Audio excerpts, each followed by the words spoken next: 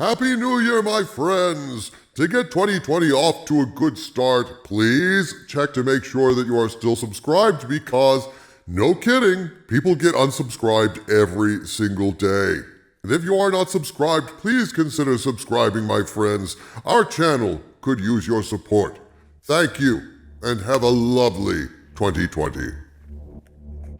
My friends, SaltierthanCrait has just dropped an enormous information dump from behind the scenes of The Rise of Skywalker, detailing ways that JJ Abrams allegedly was screwed over by Disney on his cut of The Rise of Skywalker. According to SaltierthanCrait's sources, JJ Abrams is bitter and angry at his treatment at the hands of Disney, and a lot more went down behind the scenes of The Rise of Skywalker than we knew. I have spoken about the George Lucas cut, and I am bringing you more information about that as time goes on. However, very little has been said about what went on behind the scenes with Jar Jar's production, and here is the chance to rectify that.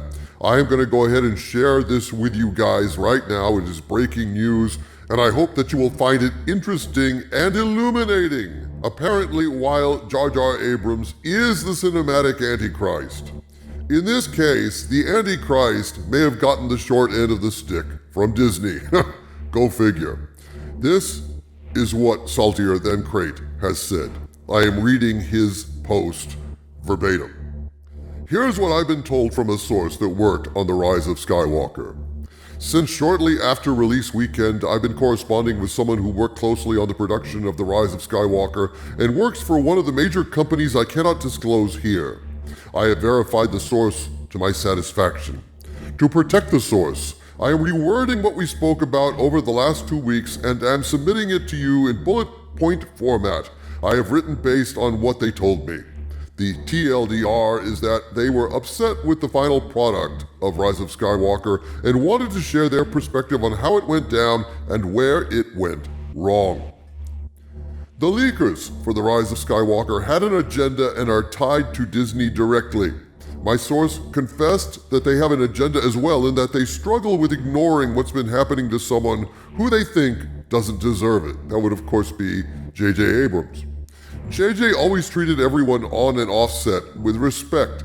So my source's agenda is that what Disney has done to JJ and how much they screwed him over should be something people are at least aware of, whether you like him as a filmmaker or not. Disney was one of the studios who were in that Bad Robot bidding war last year. Disney never had much interest in Bad Robot as a company, but they did in JJ because they saw Warner Brothers, who JJ went with in the end, as a major threat. JJ is very successful at bringing franchises back like Mission Impossible, Star Trek, and Star Wars, and then killing them. I added that last part myself. This is obviously a pro-JJ post, folks, so there's a lot of complimentary language to JJ Abrams that I don't agree with, but I'm reporting it as it is, simply out of fidelity to the source material, let's put it that way. Warner Brothers is struggling with DC, and aside from Wonder Woman, DC is still seen as a bit of a joke in its current state by the GA. Warner Brothers wants Abrams for some DC projects. My source said that this generation's Star Wars is the MCU, and Marvel's biggest threat is a well-operational DC.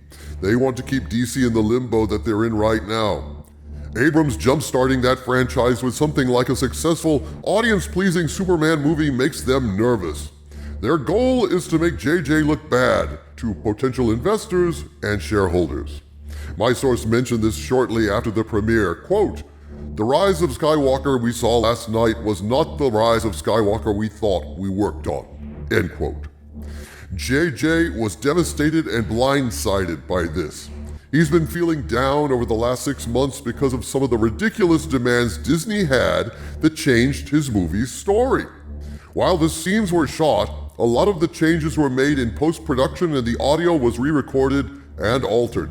My source said they've never seen anything like this happen before. He's the director and he wasn't in the know about what they were doing behind his back. Apparently, JJ felt threatened over the month leading up to the premiere. Ryan was never meant to do Episode 9, despite some rumors that he was. JJ was brought back by Iger, not Kathleen Kennedy. Disney insisted on more fan service, less controversy. JJ's original agreement, when he signed on, was indicating he would have way more creative control than he did on The Force Awakens. It became evident this wasn't the case only a couple of weeks into shooting when the trouble with meddling started. JJ wanted to do some scenes he thought were important, but Disney shut it down, citing budgetary reasons. May 2019, JJ argued that those scenes were crucial. He had to let go of one of the scenes. The other scene he insisted on was approved at first. He did reshoots and additional photography in July. The new scene was shot at Bad Robot in October. The, quote, ending that will blow your mind, unquote, was a part of this. Older actors were included like Hayden Christensen, Ewan McGregor, and Samuel Jackson, and anyone who wasn't animated. The Force Ghosts weren't meant to be voices because they shot that footage on camera. The actors were in costumes. Rey was supposed to be surrounded by the Force Ghosts to serve as sort of a barrier between her and the Sith surrounding them. What Sith? Are they trying to say that all those little guys in the arena, the little 50,000 ticket holders to the season pass of Palpatine on ice, they were Sith? Well, that's news to me. So yeah, so basically, when she's like lying there and they have the starfield and there's all these voices, they were supposed to be actually Jedi. And so all these reports that Hayden Christensen had shot Anakin and Obi-Wan had been involved, all those rumors were true. They simply didn't use it. Why? The post continues, my source thinks, but can't 100% confirm, that this is because of China. It's an office talk of sorts. Some VFX people claimed they got a list of approved shades of blue they could use on the Luke Force Ghosts. Cutting this out was when the bad blood turned into a nightmare for JJ because the movie he was making was suddenly unrecognizable to him in almost every way. The movie opened with Rey's training. Her first scene with Rose was shortly after Rey damaged BB-8 during the training. Rose made a silly joke about how Poe is going to kill her for damaging BB-8. There was a moment where Rey took a moment to process what just happened when she saw that vision during training. She looked distressed and worried. The next scene was noise as the Falcon was landing and Rey runs over there. Those two women who kissed at the end were visible in this shot and they were holding hands. One of them ran towards the Falcon as it landed. Kylo on Mustafar scene was 2 minutes longer. There was a moment where Kylo seemed a bit dizzy and his vision was shown as blurry for a second. Almost as if time half stopped while everyone in the background was slow-mo fighting. Kylo hears Vader's breathing, then shakes his head and time goes back to moving at a normal pace and he jumps right back into the battle. The scene from the trailer where he knocks that guy down, which did end up in the movie later. They cut some of the scenes from the lightspeed skipping segment. Some of the planets that were cut were Kashyyyk, Naboo, and Kamino. The scene where the TIE fighters are chasing them through the iceberg, those corridors were inspired by a video game JJ used to play in the 90s called Rebel Assault 2, the third level in the game with the tunnels on Endor, specifically. Janna was confirmed to be Lando's daughter. Rey not only healed Kylo's face scar, but she killed Kylo when she healed Ben. Kylo ceased to exist when Rey healed him. My source mentioned that some people assume it was Han Solo who healed him, but that isn't true, and that wasn't Han Solo. That was Leia using her own memories as well as Ben's to create a physical manifestation of his own thoughts to nudge him towards what he needed to do. That was her own way of communicating that with him, and it wasn't possible without her dying in the process. She made the ultimate sacrifice for her son, and this flew over people's heads with the Disney cut. The late November cut, the last cut JJ approved of, had scenes with Rose and Rey still. JJ wanted to give her a more meaningful arc. Disney felt that that was too risky too. My source mentioned that Chris Terrio said that it was because of the Leia scenes, but this is only partially true because she had 4 other scenes, including 2 with Rey/Daisy, that Leia was not in. Finn wanting to tell Rey something was always meant to be Force sensitivity. In the 3-hour cut, it's explicitly stated. There was a moment when Jannah and he were running on top of that Star Destroyer, and Finn needed to unlock or move something, and he Force moved it and acted surprised when it happened. This was replaced with a CGI'd BB-8 fixing whatever he needed to fix on there. Babu Frick was nearly cut because some execs at Disney thought he would be the new Jar Jar. They were really surprised that people loved him that much. He was JJ's idea and was created in collaboration with some artists and puppeteers. The personality was all JJ. Did Babu Frick have a mystery box, I wonder? And was there anything at all inside? There were a bunch of scenes where Rey and Kylo separately went through quiet moments of reflection to deal with what they were going through. On her part, her going through the realization that there's something sinister about her past, him going through regret and remorse, but trying to shut it out. My source said that the Kylo scenes were especially amazing because of Adam's performance and how he managed to portray that inner turmoil. It provided much more context and added deeper meaning to both his battle with Rey and the final redemption arc at the end.